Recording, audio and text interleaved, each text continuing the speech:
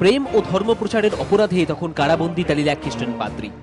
বন্দী করা হয়েছে কারাগারের অন্ধকার ঘরে, কিন্তু সেখানেও দাবিয়ে রাখা যায়নি তার অনুরাগের ছোঁয়াকে। পেশায় তিনি চিকিৎসক। কেবলমাত্র ভালোবাসাকে সম্বল করেই কারাগারের এক রক্ষিত দৃষ্টিহীন মেয়েকে সুস্থ করে তোলেন সেই পাদ্রী সেন্ট ভ্যালেন্টাইন। মৃত্যুদণ্ডের আদেশকে মাথা পেতে নিয়েও কারাবন্দীদের মধ্যে শুনিয়ে গেছেন ভালোবাসার বার্তা।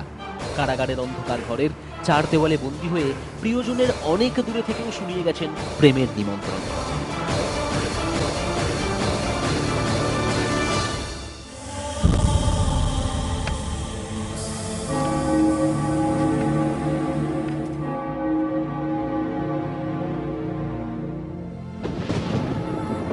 এরাও প্রিয়জনের থেকে অনেক দূরে, মন আজও কাঁদে আদরের সন্তান সন্ততির জন্য।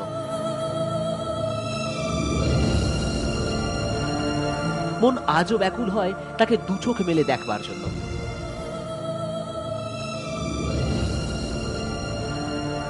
কিন্তু সময়ের নিষ্ঠুর পরিহাসে আজ তাদের ঠিকানা হয়েছে বৃদ্ধাশ্রমে।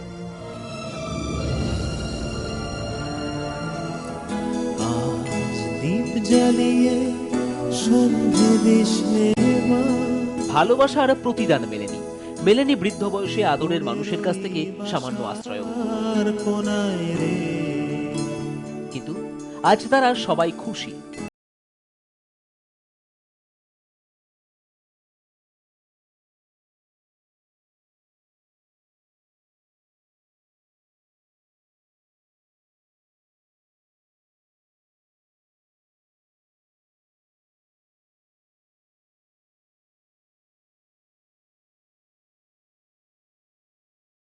রান্নাবাড়ি হতো, খাওয়া দাওয়া করতাম, মানে যাদের সঙ্গে যেরকম ব্যবহার করা সেই রকমই করতাম।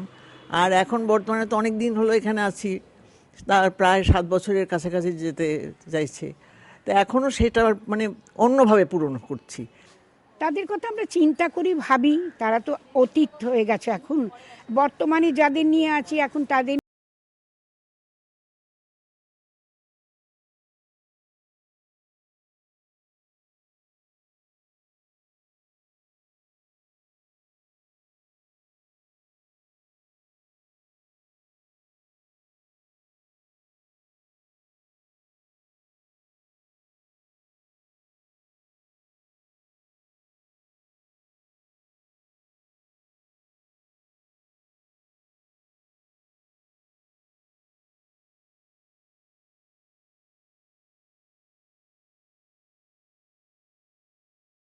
ভালোবাসার স্রোত হয়ে গেছে অন্য পথে।